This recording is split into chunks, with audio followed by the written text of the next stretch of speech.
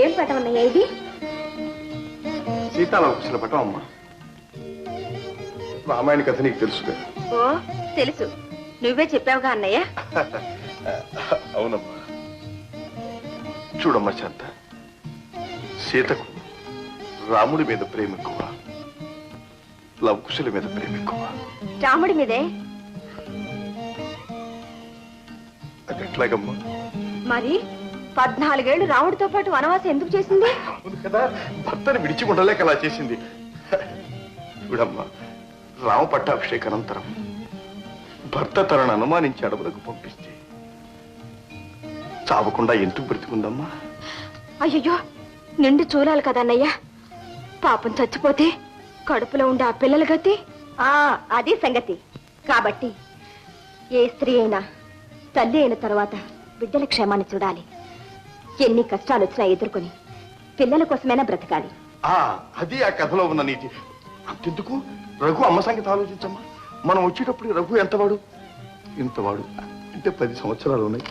అప్పటికే ఆమె భర్త పోయాడు. భర్త పోయిన దుఃఖంలో ఆమె కూడా ఏం నుయ్యోగుయో చూసుకున్నట్టు. అయ్యయ్యో, ఆయన ఏమైపోయేవారో అన్నయ్య. అదేనమ్మా నేను చెప్పేది. ఎన్ని కష్టాలు వచ్చినా మిన్ను విరిగి మీద పడ్డా తల్లి తన బిడ్డల్ని ప్రాణంగా చూసుకోవాలమ్మా. అది ఒకరు చెప్పక్కర్లేదన్నయ్య. బిడ్డ కడుపులో ఉండగానే తల్లి ప్రేమ దానంతట అదే వస్తుంది. ఇది వరకు నాకెప్పుడు ఆయన కల్లోకి వచ్చేవారు. ఇప్పుడు ఎవరొస్తున్నారో తెలుసా? పాపాయి. విన్నావా జానకి? అంతా విన్నాను. అవును జానకి, నువ్వు చెప్పింది నిజం. నాకిప్పుడు ధైర్యం వచ్చింది. దాని తల్లి ప్రేమే దాన్ని కాపాడుతుంది. నా చెల్లెలు నాకు దక్కుతుంది. నా చెల్లెలు నాకు దక్కుతుంది.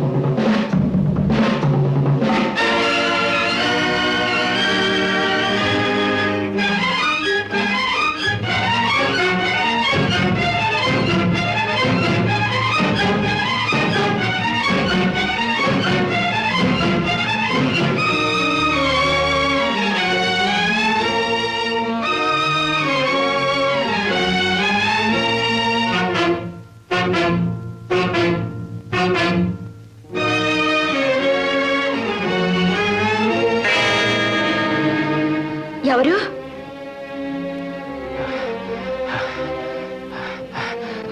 దాహం, మంచినీళ్ళు. ఉండు తాత.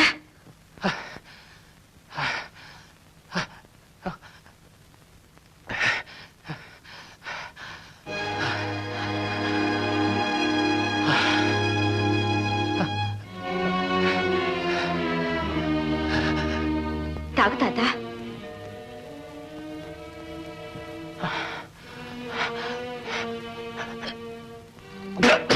ఏమైంది?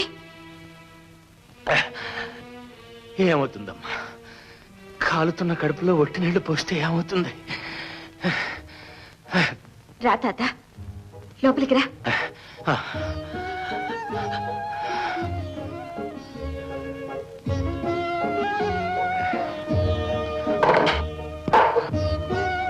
రా తాత. ఏమిటమ్మా ఇది?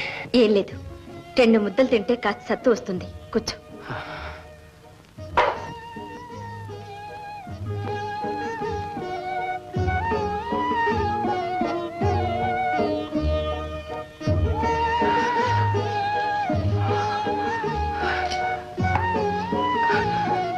ఎందుకమ్మా నీకింత శ్రమ? పర్వాలేదు తాత, తిను.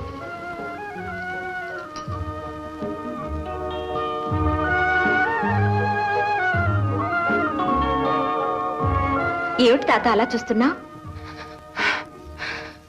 నా పెళ్ళాం బిడ్డలకు దూరం అయిన తర్వాత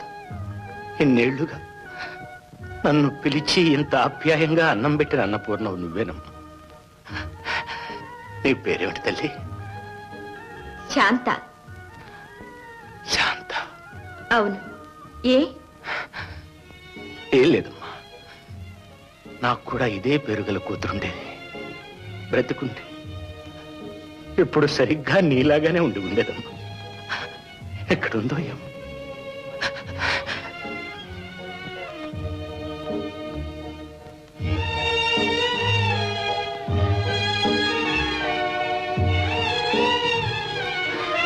నీకిదెన్నో కానుపు తల్లి. తొలి కానుపు. అలాగా, నీకు తప్పకుండా మగపిల్లవాడే పుడతాడమ్మా. అవును, నిండు చూలాలివి. నీకెవరూ తోడు లేకుండా ఒంటరిగా వదిలి వెళ్ళారే? మీ ఆయన ఎక్కడికి వెళ్ళాడమ్మా? ఆయన ఈ ఊళ్ళో లేరు తాత. నీకు తోడుగా పెద్దవాళ్ళు ఎవ్వరూ లేరా?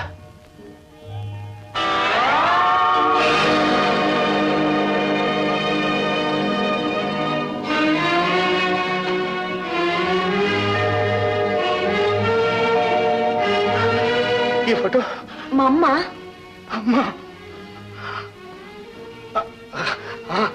శాంత, నీకు రాజా అనే అన్నయ్య కూడా ఉన్నారు కదా? అవును. మా అన్నయ్య నీకు తెలుసా? అన్నయ్య? వాడా? వాడు వాడు నాకు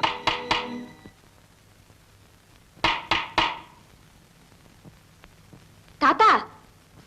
వస్తానమ్మా, మళ్ళీ వస్తాను, తప్పకుండా వస్తాను.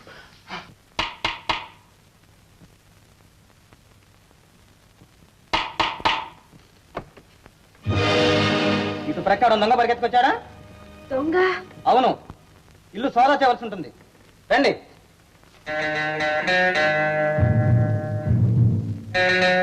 వెతకండి.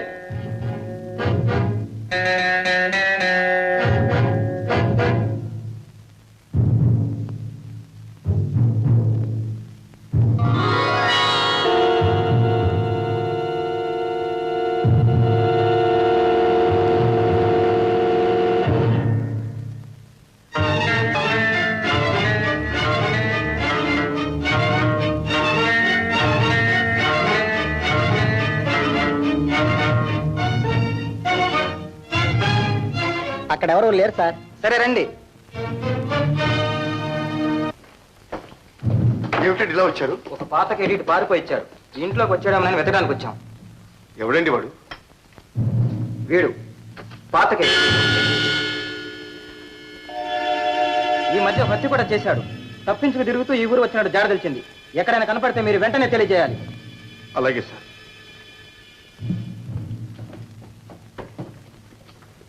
అన్నయ్య, ఆ ఫోటోలో ఉన్న తాత ఇంతకు ముందు ఇక్కడికి వచ్చాడన్నయ్య. అవునన్నయ్య. పాపం, ఆయన ముఖం చూస్తే కూనికోలా లేడన్నయ్య. చాలా నీరసంగా ఉన్నాడు. అందుకని కూర్చోబెట్టి అన్నం కూడా పెట్టాను. అన్నం కూడా పెట్టావా? అవునన్నయ్య. అమ్మ ఫోటో చూసి తెలిసినట్టుగా మాట్లాడాడు. నీకు రాజా అనే ఒక అన్నయ్య ఉండాలే అని అడిగాడు. అవునన్నాను. ఇంతలో తలుపు కొట్టే చప్పుడు వినపడేసరికి దొడ్డుగు ముందు తీసుకుని వెళ్ళిపోయాడు. మళ్ళీ వస్తానన్నాడు. మళ్ళీ వస్తాను అన్నాడు. అయ్యో, వాడు పగబట్టిన తాతుపావమ్మా.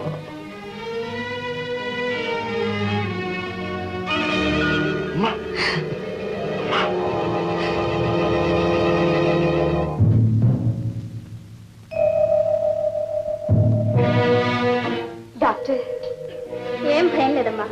నొప్పులు వచ్చినాయి, కానీ ప్రసవానికి కొంత టైం పడుతుంది. విన్నావుగా, ఏం పర్వాలేదు. ధైర్యంగా ఉండు. నీ అన్నయ్యతో చెప్పొస్తాను.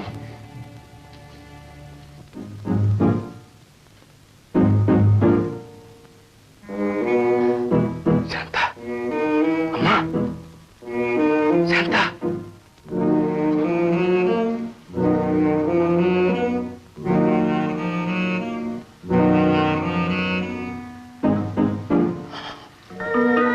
లక్ష్మి, లక్ష్మి, నీ మట్టుకు నువ్వు వెళ్ళిపోయావు. చూడు లక్ష్మి, సంసారం అంతా ఎట్లా చంద్రవందరైపోయిందో. చెట్టుకొకళ్ళం పుట్టకొకళ్ళం అయిపోయి ఎట్లా అల్లాడుతున్నావో చూసావా లక్ష్మి? చూసావా?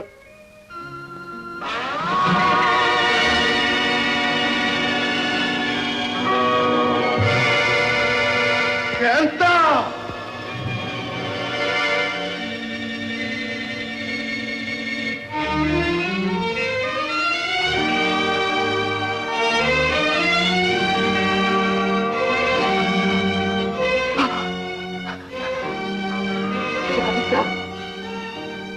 శాంత,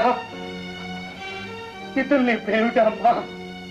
అయ్యయ్యో, ఎంత ఘోరం చేశానమ్మా, ఎంత ఘోరం చేశాను. కన్న కూతురు పసుపు కుంకుమ హరించిన పాపాత్ముడమ్మా నేను, పాపాత్ముడిని. భగవంతుడా, నా వాళ్ళందరికీ నన్ను దూరం చేసిన ఈ లోకాన్ని ద్వేషించాను. కానీ ఆ లోకంలోనే నా కన్న బిడ్డలు కూడా ఉన్నారని గుర్తించలేకపోయాను. నా ద్వేషానికి వాళ్ళు బలైపోయారా? నా కళ్ళు నేనే పొడుచుకున్నానా? అమ్మా శాంత, నీకింత అన్యాయం చేసిన పాపిని తెలియక నీ చేతుల మీదుగా అన్నం పెట్టావే, నా ఆకలి తీర్చావే అమ్మా. దానికి బదులు నేను నీకు చేసిన మేలు చూసావమ్మా, చూసావా? లేదమ్మా, లేదు. ఇక ఈ పాపాత్ముడికి ప్రాయశ్చిత్తం లేదు.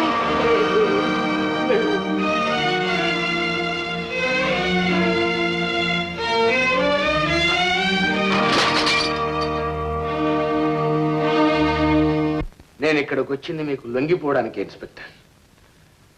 నేను చేసిన హత్య వల్ల అపకారం జరిగింది ఎవరికో కాదు, నా కన్న కూతురు. కన్న బిడ్డ పసుపు కుంకుమ చేతులారా హరించిన మహానేరానికి నేను వచ్చి మీ ముందు నిలబడ్డాను. నన్ను క్షమించాలని కానీ, నాకు శిక్ష తగ్గించాలని కానీ అడగటానికి కాదు ఇన్స్పెక్టర్.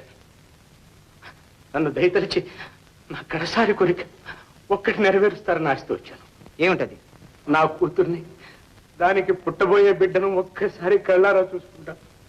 దాని పాదాల మీద పడి క్షమాభిక్ష వేడుకుంటాను.